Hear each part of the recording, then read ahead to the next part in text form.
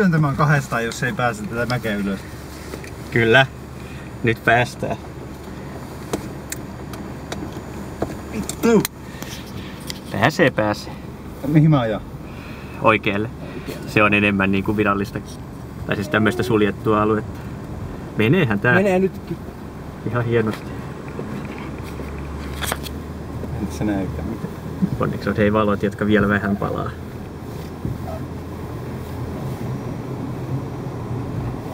Saatana taas ylämäkeä. Mutta ei onneksi niin jyrkkää. Jep.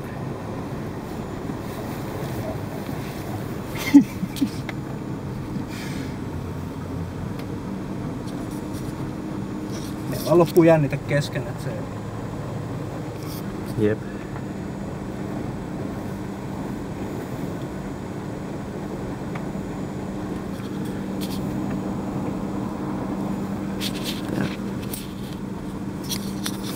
Onhan tää nyt vitu siistiä.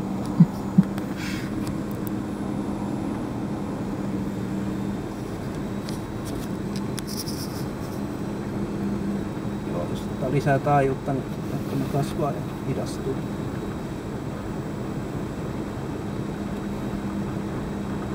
On tämä kameran tyhmä valo, joka... Niin, otapa videota nyt, ne on sieltä. Otan koko ajan. Joo. Ai. Upeata. Se olisi silleen kiva, että tästä kamerasta saisi tämän ikkunassa olevaa shadea valaisevan tyhmän valon pois päältä tämän kuvaamisen aikana. Pistä sormisen valon eteen. Niin, se on aivan siinä sen linssin vieressä, niin se vaatii oikein niin kuin keskittymistä pitää sormi siinä. Sitä olisi vähän lisää taajuutta. Tää ylämäki jatkuu. Kyllä se on mun mielestä vähän loivempi. On tää joo, ja tossa alkaa tasainen hei ja sitten on se pieni alamäki sen jälkeen. Niin, voi vetää taajuudet täpöön. Oi.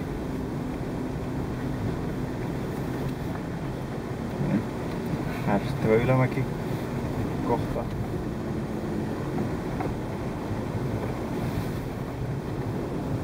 Erityisesti pitäisi saada vähän vauhtia, että näkisi toimiiko se nopeusmittari lainkaan vai... Kun mä mielestäni pistin sen vaijerin kyllä kiinni. No se ei ole nollassa. Okei. No, onko se on valo päällä? On. No, katsotaanpas. Joo, on se hieman nollan yläpuolella. Aivan inauksen. Ehkä siinä alamäessä päästään sen ylitsekin, niin...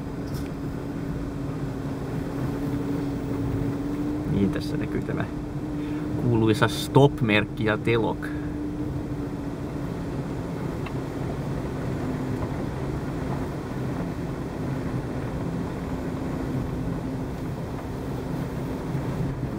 Vasemmalle vaan.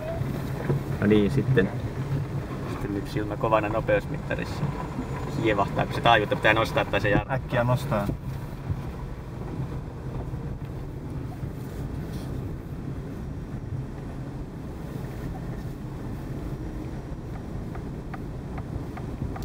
Laitamme varmaan vilkun vasemmalle. Se ei nyt. On vähän Daijon kuuloinen kyllä tämä. Näin nopeasti vilkkuu, mutta sitten tässä näemme tämän vitun paskaskeida TTYn skeida sähköauton. Näytetäänpäs keskisormea tälle TTYn paskaskeida sähköautolle. Saatana viherpesijät. Luulette olevanne jotain.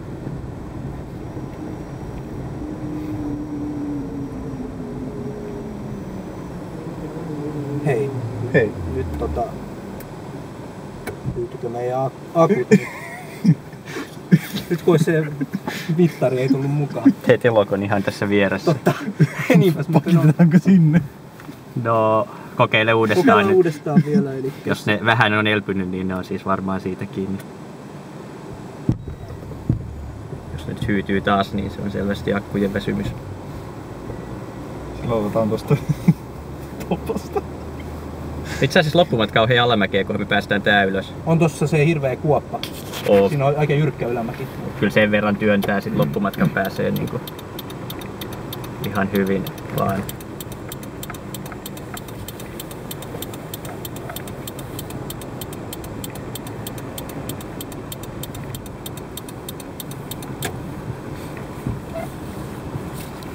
Joo, tämä Niin, tästä. Hei, regenerointi. Kyllä.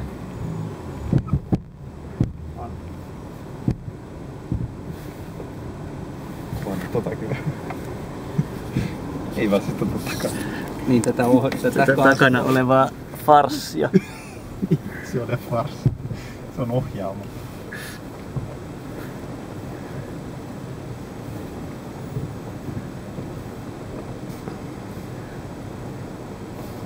Jännite meillä auttamattomasti loppuu kesken. Tää on nyt jo siinä kentäheikennyksessä jossain 20 hertsissä. Kyllä. Voisimme tässä huviksemme kuvata myös tätä maata täältä poistetun vaihdekepin reiästä. Ja se näyttääkin menevän aika nopeasti ja tämähän näyttää hyvältä. Vähän menee kävelyvauhtia. Ihan. Kyllä tämä nyt ihan luotettavalta tässä vaiheessa vaikuttaisi. Tämähän on jopa lämmin tää siili, kädenlämpöinen. Joo, mun testeissä se tuli ihan suorastaan niin kuin jo vähän lämpimämmäksi kuin kädenlämpöinen, mutta ihan kuitenkin silleen ihan on hyvältä se tuntui. 40 astetta. Kyllä. Tää on just se hiivan optimaalinen lämpötila leipoessa. Näin on. Ja nythän tämä kulkee ihan tällä tavalla hyvää tämmöistä normaalia vauhtia tässä. Eikä nämä valotkaan ihan täysin ole vielä hiipuneet. Tää on selvästi tämä oma akku kyllä vaihtokunnossa. Se joudumme vaihtamaan. Tai no, eipä siellä katsastuksessa kyllä tarkisteta, onko se kunnossa, että kunhan se vähän pitää. Eli nyt annetaan tulla vauhtia tuossa mäessä sillä tavalla. Joo. Sen voi esimerkiksi sen regeneroinnin estää sammuttamalla sen taajuttavaa ylös. Joko sen tai kill switchillä kokonaan. Toisaalta parempi se on regeneroida tavallaan.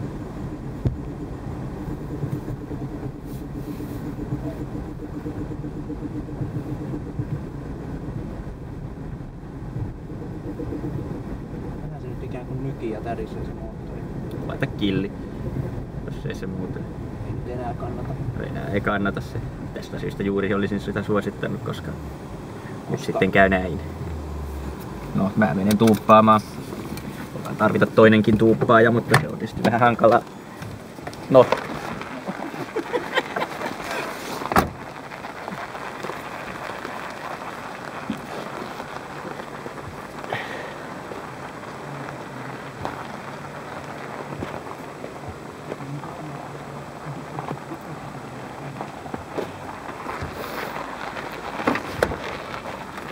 Tähän lennosta pomppimiseen tosiaan helpottaisi se, että tämä oven auki pitämissä lenksu pitäisi sitä auki kunnolla, että se ei yrittäisi spontaanisti sulkeutua, kun yrittää hypätä sisään. Tässä mäessä pitäisi kanssa periaatteessa saada vähän vauhtia, tää on aika pitkä. Pistäänkö killille kokeeksi? Joo, pistä kokeeksi killille. Verrataan sitä siihen, miten se itsestään kiihtyy. Se on killillä. Kyllä se lähtee selvästi kiihtymään. Ja jos killin pistää pois, niin se pitäisi regeneroida aika paljon. Uskaltaako näin kovassa? Uskaltaa.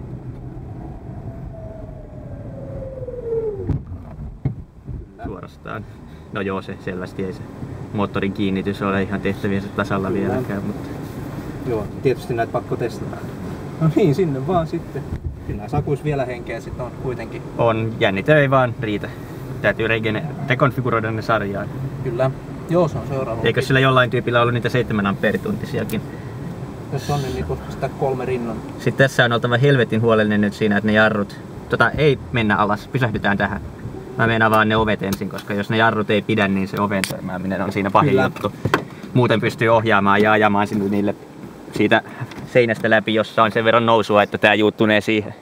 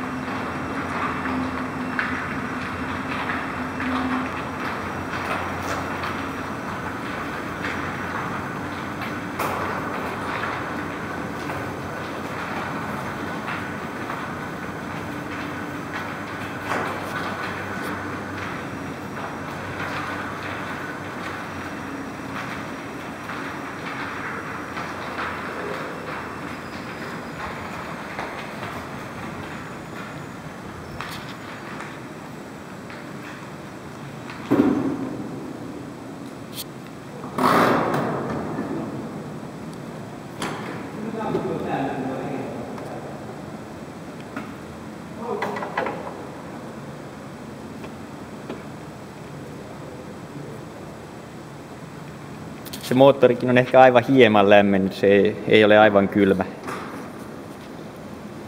Mutta ihan luotettavaltahan tämä nyt vaikuttaisi ja kyllähän tämä nyt tämän sähköauton toimimisen ehdot täyttää selvästi.